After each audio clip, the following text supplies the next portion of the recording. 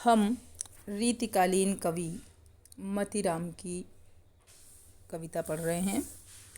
पद देखिए।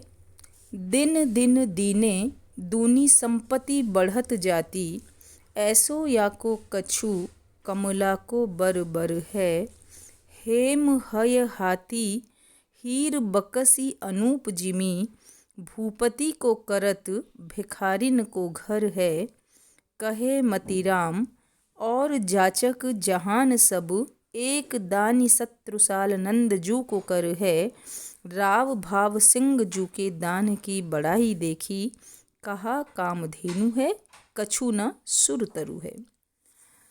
हमारी पाठ्य पुस्तक में संकलित दानवीर महिमा से जो चयनित अंश है, हम कविवर मतीराम के कविता के उस अंश को पढ़ रहे हैं। कल भी जो पद हमने पढ़ा था उसमें भाव सिंह की दानवीरता का वर्णन था। प्रस्तुत पद में भी कवि ने राजा भाव सिंह, जो कि उनके आश्रयदाता रहे हैं, उनकी विलक्षण दानवीरता के बारे में अतिशयोक्तिपूर्ण वर्णन किया है। वे कहते हैं कि दिन दिन दीने दूनी संपत्ति बढ़त जात। वे जो भाव सिंह हैं वे इतने दानवीर हैं कि निरंतर प्रतिदिन दान करते रहते हैं, लेकिन दिन दिन अनुदिन हर दिन दान देते रहने पर भी दूनी संपत्ति बढ़ती जात। उनकी जो संपत्ति है वह दिन दूनी और रात चौगुनी बढ़ती जाती है। वैसे तो कोई चीज़ यदि हम देंगे तो घटनी चाहिए, किंतु चूंकि वे अच्छे मनोभाव से परोपकार करते हैं तो इसलिए उनकी संपत्ति दिन दूनी और रात चौगुनी बढ़ती जाती है। हमारे यहाँ कहा भी गया है कि धन की 3 गतियाँ होती हैं, दान, भोग और नाश। राजा भाव सिंह के पास जो धन है वह प्रथम गति को, दान को प्राप्त हो रहा है, जो कि सर्वश्रेष्ठ गति है। और भारतीय संस्कृति में यह भी कहा गया है कि दान दिए धन ना घटे। दान देने से धन घटता नहीं है बल्कि उत्तरोत्तर वृद्धि को प्राप्त होता है। कविवर मतीराम भी यही बात कह रहे हैं कि दिन दिन दीने दूनी संपत्ति बढ़ती जाती। दिनों दिन प्रतिदिन अनुदिन दान करते रहने पर भी जो राजा भाव सिंह है उनकी संपत्ति निरंतर वृद्धि को प्राप्त होती रहती है। ऐसो या को कछु कमला को बर बर है। इस तरह का कि देते रहने पर भी संपत्ति बढ़ती जाती है। उन्हें कछु कुछ इस प्रकार का, कमला को, कमला कहते हैं लक्ष्मी को, जो कि धन की अधिष्ठात्री देवी है। इन राजा भाव सिंह को लक्ष्मी का कुछ ऐसा बर बर, पहले बर का अर्थ है श्रेष्ठ और दूसरे बर का अर्थ है वरदान। महालक्ष्मी का, जो धन की अधिष्ठात्री देवी है, उसका कुछ ऐसा श्रेष्ठ वरदान राजा भाव सिंह को प्राप्त है कि प्रतिदिन दान करने पर भी उनकी संपत्ति अनुदिन वृद्धि को प्राप्त करती रहती है। हेम हय हाथी हीर बगसी अनूप जिमी, भूपति को करत भिकारिन को घर है। हेम, हेम का अर्थ है सोना, हय मतलब घोड़ा, हाथी और हीरे वे बख्शीश में देते हैं।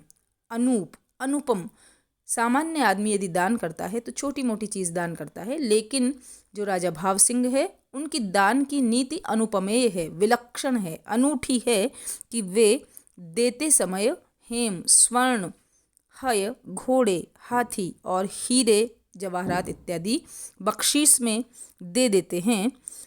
जिमी, और ऐसा लगता है कि भूपति को करत भिखारिन को घर है। उनकी दानवीरता से, उनकी दानशीलता से भिखारी का घर भी भूपति जैसा हो जाता है। अर्थात वे इतना दान करते हैं कि उनका जो प्रदेश है उसमें सभी अयाचक हैं, भिखारी कोई नहीं है, सभी उनकी तरह, भूपति की तरह आराम से रहने वाले हैं। अर्थात उनके मन में समता का, समानता का भाव है और वे सभी को अपने बराबर रखते हैं। उनके यहाँ कोई भिखारी नहीं है। कहे मतीराम और जाचक जहान सब। मतीराम कवि कहते हैं कि उन राजा भाव सिंह की दानवीरता, उनकी दानशीलता इतनी अधिक यश प्राप्त है कि उनके सामने जाचक जहान सब, और सारा का सारा जहान, सारा संसार याचक दिखाई देता है। अर्थात अकेले भाव सिंह दान करने वाले, परोपकार करने वाले हैं और समस्त संसार उनके सामने हाथ फैलाए दान लेता दिखाई देता है। एक दानी शत्रुसाल नंद जू को कर है। शत्रुसाल भाव सिंह के पिताजी का नाम है। तो शत्रुसाल के जो पुत्र भाव सिंह हैं उनका कर यानी उनका हाथ ही एकमात्र दानशीलता के लिए प्रसिद्ध है। उनके जैसा कोई दानवीर दूसरा है ही नहीं। उनकी दानवीरता के समक्ष सारे लोग याचक दिखाई देते हैं। राव भाव सिंह जू के दान की बड़ाई देख। कवि कहते हैं कि राजा भाव सिंह के दान की इस प्रकार की बड़ाई, इस प्रकार की महिमा, इस प्रकार का यश और कीर्ति देखकर कहा कामधेनु है कछु न सुरतरु है। कामधेनु भी कहीं नहीं ठहरती और न ही देव वृक्ष कल्प वृक्ष उसके सामने कहीं टिकता है। हमारे यहाँ दानशीलता की जब बात आती है तो कामधेनु का उदाहरण दिया जाता है। कामधेनु ऐसी गाय है जो कि सभी कामनाओं की संपूर्ति करती है। यदि कामधेनु से कुछ भी मांगा जाए तो वह निष्फल नहीं जाता।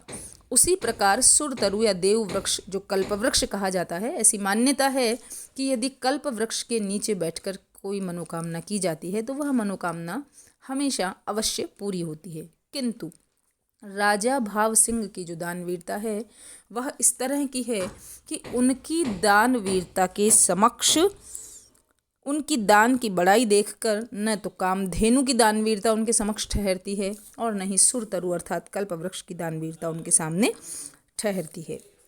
पूरे पद में अनुप्रास और पदमैत्री अलंकार है। पहली पंक्ति में दिन दिन, दिन दिन 2 बार आया है इसलिए पुनरुक्ति प्रकाश अलंकार है। और अनुप्रास भी दिन दिन दीने दूनी या हेम है हाथी हीर, इन सब में हमें ऐसा दिखाई देता है कि यहाँ अनुप्रास अलंकार है।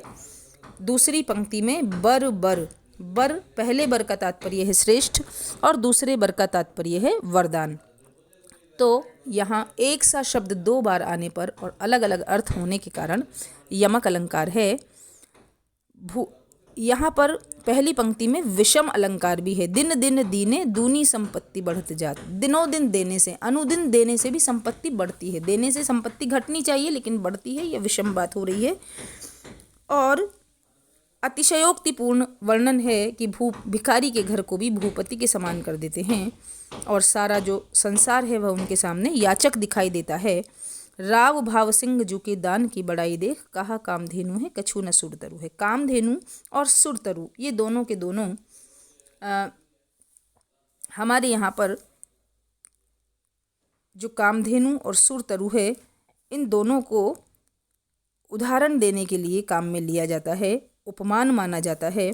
लेकिन उपमेय भाव सिंह के समक्ष ये दोनों उपमान चूंकि फीके पड़ गए हैं, इनका तिरस्कार कर दिया गया है, इसलिए यहाँ पर प्रतीप अलंकार है। और पूरे पद में कवि ने राजा भाव सिंह की दानवीरता और श्रेष्ठता का अतिशयोक्तिपूर्ण वर्णन यहाँ पर किया है।